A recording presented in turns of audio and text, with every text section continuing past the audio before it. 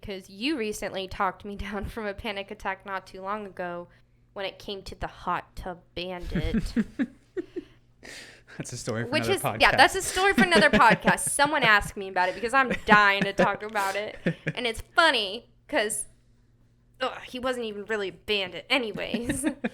So I was spiraling. And for me personally, when I'm in that state, I am very well aware. So it's like one half of my brain is very aware. This is not logical. What you're thinking, what you're feeling is not logical. And I'm able to walk through those steps. But that other side of my brain is like panic. Yep. So I think that was what, like a month or two ago? I don't know. Time flies when your hot tub wasn't stolen. And I don't know. When you called me, you're like, hey. I think you might be having a panic attack. Yeah. You might be spiraling. Do you need me to come over? And I was like, no, I'm not. I'm fine. You know, but that was very meaningful to me, at least. That's when I was like, okay, this guy is not only Savannah's boyfriend. This man is officially my friend. You know, that cemented it. For me. Yeah. And I would say for me too, when I'm having panic attacks, I personally don't like when someone says, hey, you're having a panic attack. I think you're having a panic attack. Yeah. Because it's like, I know I am. Yeah. Like I know I can realize that I am. Heck off. But my mind really doesn't notice it. You need to walk the course of it on your own. Yeah. And that really does suck because people don't understand that when you're going through those things that maybe sometimes you don't want to be told that, try to calm you down. Sometimes you just want to just think of it and your mind will then wander to something else eventually. Yeah. It takes time, but yeah.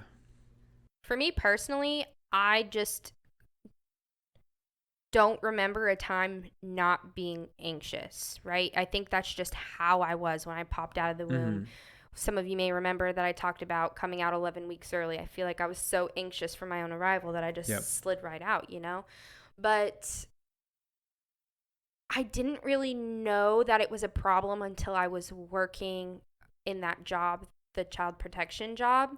And that's when I realized this isn't normal. People don't feel this way. People don't react this way. Mm-hmm.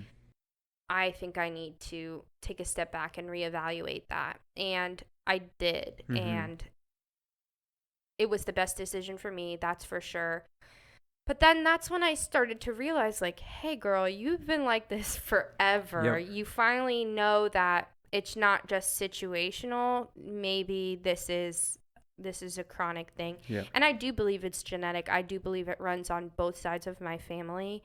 And it might have not always been recognized or mm-hmm. treated the way it should have.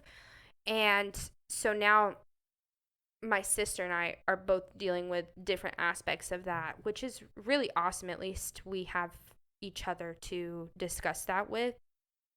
But yeah, I think things did change when I was put on medication. Mm-hmm. When I entered my journey of being a Zoloft queen, I felt like it got a little bit better. And then it got really bad when I dealt with a very stressful incident last year with a person who was in a position of power over me. Mm-hmm. It got really, really bad. I think probably the worst, if not like the second worst it had ever been in my life.